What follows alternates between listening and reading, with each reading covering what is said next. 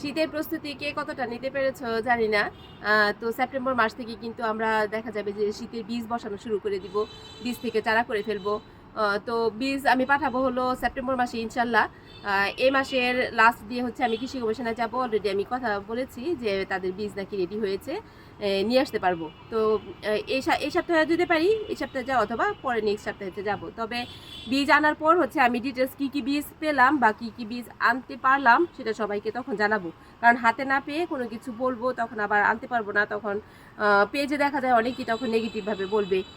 এই জন্য আমি আগে হাতে নিয়ে এসে তারপরে হচ্ছে কী কী বীজ আনতে পারছি এবং কী কী বীজ পাঠাতে পারবো সেটাই আমি বলবো। তবে আশা করি যে সব বীজই মোটামুটি আনা যায়, তবে শশার বীজ কিন্তু এখন হবে না, শশার বীজটা হবে না। আর বাকি ইনশাল্লাহ মনে হয় শীতের যে বীজগুলো, গরমের কিন্তু আবার না। অনেক আপু তোমরা আবার ধুন্দুলের বীজের কথা বলো, ধুন্দুলের তো এখন সিজন না, ধুন্দুলের সিজন তো এখন শেষ। ধুন্দুল আবার হচ্ছে গরমের সময় বসাতে হবে, ধুন্দুল, ঝিঙা, চিচিঙ্গা এগুলো আবার গরমের সময়। শীতের যে সবজিগুলো সেই সবজিগুলা হচ্ছে আমরা এখন বসাবো, সেই সবজির জন্য হচ্ছে আমরা প্রিপারেশন নিব। যারা মাটি তৈরি করতে পেরেছে সেটা তো অনেক ভালো, যেই একটানা বৃষ্টি হচ্ছে, প্রতিদিন বৃষ্টি হচ্ছে, আমাদের এখানে তো প্রতিদিনই বৃষ্টি হচ্ছে। আমার এখানে যদিও মাটি রেডি করা আছে। আবার আপু অনেক অনেক আপু আমি দেখছি যে তোমরা বীজটা অন্য জায়গায় আগে বসিয়ে তারপর মানে চারাটা ছোট কোনো কিছুতে করে তারপরে আবার দাও, এটা অনেকের ভালো হয়। তবে সেই ক্ষেত্রে কিন্তু আমি বলবো যে যেই জায়গা থেকে আমরা চারাটা করব সেটা যেন যখন আমরা উঠাবো খুব সাবধানে উঠাবো। কারণ হলো কি, একটু শিকড় টিকড় যখন কেটে ছিঁড়ে যায় তখন কিন্তু চারা মাটির আবার যখন আমরা শিফট করে নিয়ে বসাই একটু রোদ উঠলে চারাগুলো ঢলে পড়ে। সেই জন্য যে শীতের যে সবজিগুলা যেমন সিম আছে, লাউ আছে, এগুলো আমরা সরাসরি বসাবো। মানে বড় যে টবগুলো থাকবে আমরা যে টবে বসাবো, মোট কথা সেই টবেই বসাবো। তো শীতের প্রস্তুতি যাদের এখনও শেষ হয় নাই, মানে মাটি তৈরি শেষ হয় নাই, রোদ তো ইনশাল্লাহ উঠবেই। কারণ ভাদ্র মাস যেহেতু ভাদ্র মাস এখন যেহেতু চলতেছে, ভাদ্র মাসে একটা রোদ উঠবে, সেই এক সপ্তাহ রোদ উঠলেও কিন্তু যথেষ্ট মাটিটাকে রোদ ঝরঝরে করার। মাটিতে অবশ্যই আমরা বেশি পরিমাণ জৈব সার দিব, শুধু জৈব সার, সাথে আমরা লাল পটাশটা দিতে পারি।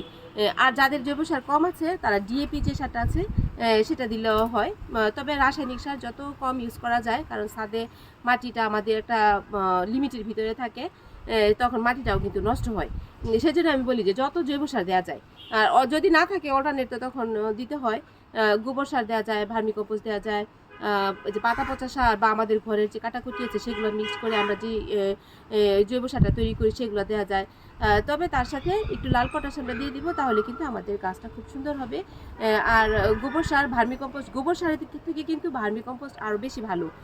আর আমার এখানে একটা মিক্স জৈব সার আছে, আমি তো সেটাই দিই।